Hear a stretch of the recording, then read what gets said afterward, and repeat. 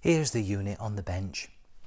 It's just loosely assembled right now. What I'm trying to figure out is how I will go about making the adjustments. And so I've actually tried to mount this on the bike, and it's pretty tricky to get it on there because of these collars at both sides. So I thought actually at first what I would do is I would just set all the shimmings, the 10 thou clearance on the bench, and then it would just automatically install into the frame. Well, it's not quite as easy as that. You have to jiggle it around quite a bit just to get it into the cradle, and in so doing that, this moves around. So I think it's inevitable that you're going to have to redo the setting once it's in the bike. But what I thought I would try and do is at least get a gauge of what the recommended instructions are to make sure that we get as close to that 10 thou as we possibly can. The instructions don't necessarily say what to do on this drive side here, but given that there's the grub screw, what I was proposing to do is just tighten that all the way up and then lock the grub screw down. Obviously by doing that we remove any clearance that would have been here against the PTFE washer. What we're trying to strive for is 5,000 here, 5,000 there. But in locking that down, in order to insert the grub screw and lock that down, we remove the clearance here, and so we now move over to the right hand timing side. And so the instructions again, the idea is that you just lock this down. It doesn't sound like it's too tight.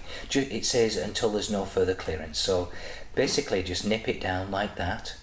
And then it says back it off 1.5 turns, and you'll get to 6/1000ths of an inch clearance across, because it's combined, right? So essentially as this moves then, or I should say as the engine moves and this stays the same, you're essentially introducing 3,000th clearance here and 3,000ths clearance here. I'm going to target 10 actually. I'm hoping for 10, and no doubt I'm going to have to remeasure at some point anyway once it's in the frame and I've ridden the bike and everything, so I'll probably go for 10,000ths of an inch clearance. So if 6/1000ths is 1.5 holes, then 10,000ths of an inch is 2.5 holes. And so what I'll do is I'll try this first of all on the bench and then I'll put it on the bike, but essentially once it's in the bike, lock this down and back, make a marker, and then just sort of, make it on here like you're setting top dead center or something. Put a line there, and then just back, half, 1, 1.5, 2, 2.5, and that should give you the 10,000ths of an inch clearance here on the right hand side. But then as the bike settles in and it's running, it will spread across this whole unit and give you 10,000ths across the unit, hopefully allocating it between the two sides. So I'm going to do another dry fit, this time to try and simulate what the final assembly will look like and the measuring of the shim. So everything's loose. I haven't greased anything, by the way, yet. That comes later. So here, moving to the drive side, we have the locking collar. So I would just tighten that up till it bottoms out, and then the expectations are that I would install the grub screw there. So that locks it down here on this side. It is also removed any clearance here, so there's nothing there. You couldn't get anything in there right now. And then here on the timing side, we'd close that off and just nip it up. I'm just doing it by hand right now, and then we'll measure again once it's on the bike. And then I'll take my felt tip pen. Let's just make a mark, say here and here. That's with it locked off, if you like. And so in order to introduce a 10,000th clearance, as I mentioned earlier, it's 2.5 holes. So we've got a hole there, hope you can see that. So we've got, so that's 1, 2 and a half. So I'm going to make another mark. It's quite a distance. Between here and here is essentially 10,000ths of an inch clearance. I thought it would be much smaller. And you know, once I've ridden the bike, I may prefer to lock it up a little bit more and go to 6,000. So, okay, so theoretically now we've got 10,000ths of an inch clearance. It's really just on this one side, but you know, as the bike moves and vibrates, it should spread across. So without touching that now, I'm not going to get a feeler gauge, but I'm going to get a 10,000ths of an inch shim, which I bought earlier. And let's just see if that proves that theory. So without trying to spin this at the same time, I need my glasses. Yeah, that fits in nicely. It's a little looser there, but I think no, it's about the same. Feels a little looser than I expected. I'm thinking maybe not 10, but how about it trying to introduce a 5 as well? Yeah, that's more like 15 there, because there's a 5,000 shim. Oh, I'm moving it.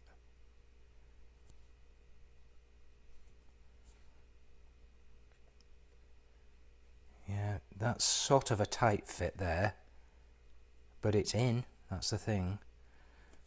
But that's 15,000ths of an inch. What I'm getting at, yeah, that's 15. 15's going all the way around. So I'm going to adjust that accordingly. So now not 2.5 turns, maybe 2 holes. Sorry, not turns, holes. So maybe 2 holes would be closer to a 10,000ths of an inch clearance. Okay, so let's test that theory. I'm going to just tighten it up again. It's just a snug fit, no clearance, not locked down at all, and we're essentially at 0. So there's the black mark there and the black mark there. And so now instead of 2.5 holes, 2 holes. So 1, 2. Alright. Make a mark just for fun, just in case it starts spinning. Alright. So now take our 10,000ths shim. Yeah, that's better. It just nips it. Yeah, it's 2. It's 2 holes. Don't forget, I never even tightened it either as well, so there may be some latent slackness in this whole thing, so this might end up being a little too slack. But I think 2 holes, moved a bit there, 2 holes equals 10,000ths. And so that's something to remember when it goes on the bike. Okay, let's give it a go. I'm really happy with how that went in last night. Wasn't that great? Yeah, it looks very neat. All these surfaces, I've cleaned these all off and they should be very nice and flat and square. Both sides. And so we'll start to assemble everything. These are the inside collars. And it's a nice sort of press fit. Very flat. Same on this side.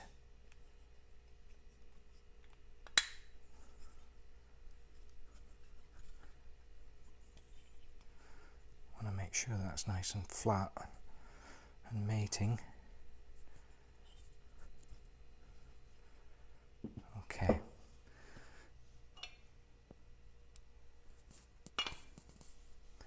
Apply a little bit of silicone grease here, just a tiny smear.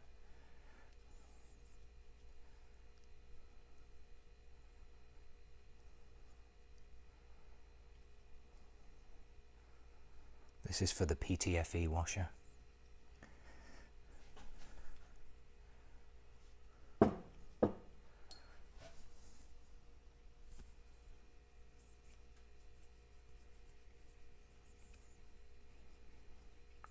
Some of the books and instructions say you don't need to put grease on these.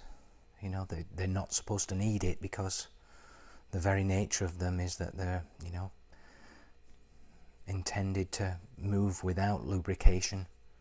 But this doesn't hurt.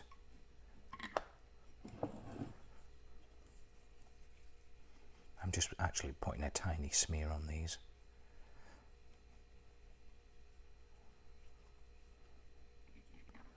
Okay, and then on the drive side we have the external locking cap. Again, a little bit more grease on there.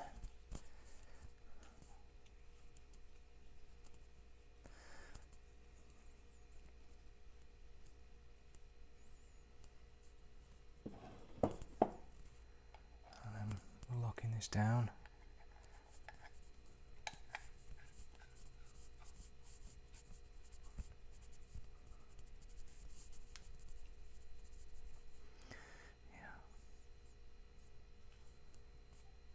I must say I'm a little nervous about doing this with no clearance. I suppose when you do it with the regular shims, you're only doing it from one side anyway, so it's just the same.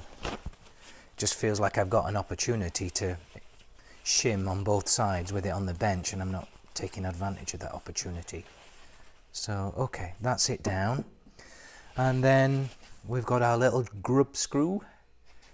This again, 3/32 I think it is, Allen key to put that in. It's on the end of the Allen key there, and yeah, it's a little tight. I've got some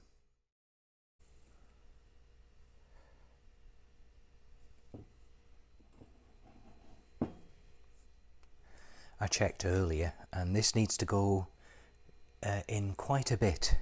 It's not just here at the surface, it needs to bury itself quite deep into this before it bottoms out on that collar. There, it's just bottomed out.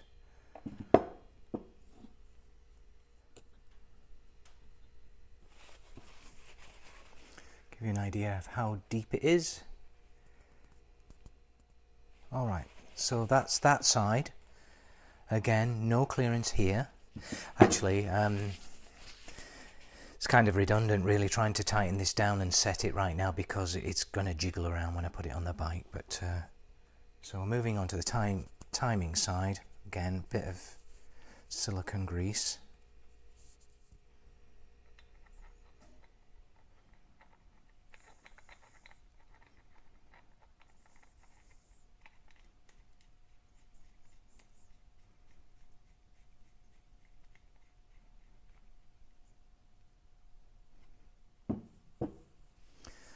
So that's it nipped down. It's a nice bit of kit, isn't it? And then I'll set it now, but I think it's going to move as I put it into the bike. I'm going to start off by putting the rubber gaiters and the little retaining clip on here for now, and I'm not sure how easy it will be to get those on once it's on the bike. With the gaiters, the rubber boots being new, they're super soft, but what I did, I just gave them a spray with some silicone lubricant on the inside and the outside, and they fit very nicely. That's a nice look. Alright, we're ready to try and install them on the bike now.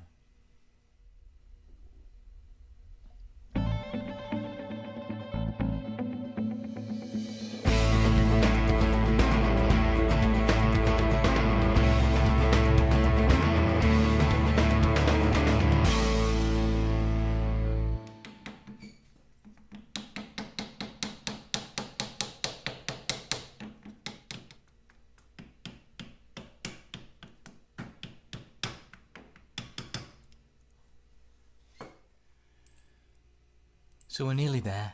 I'll explain in a minute how I actually got this thing back in, but I'm just using a little leverage now, lining up the bottom bolt hole, and just to get this bracket mounted.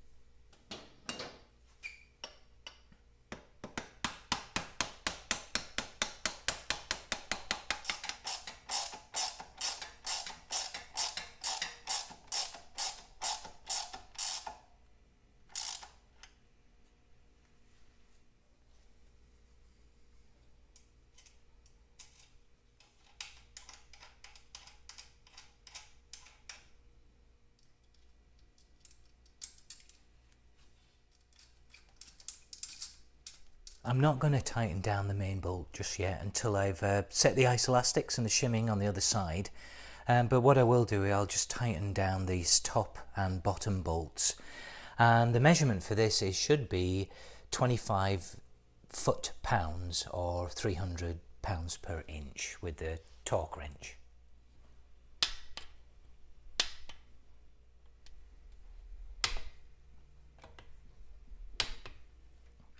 Okay, now to set the isolastics at long last.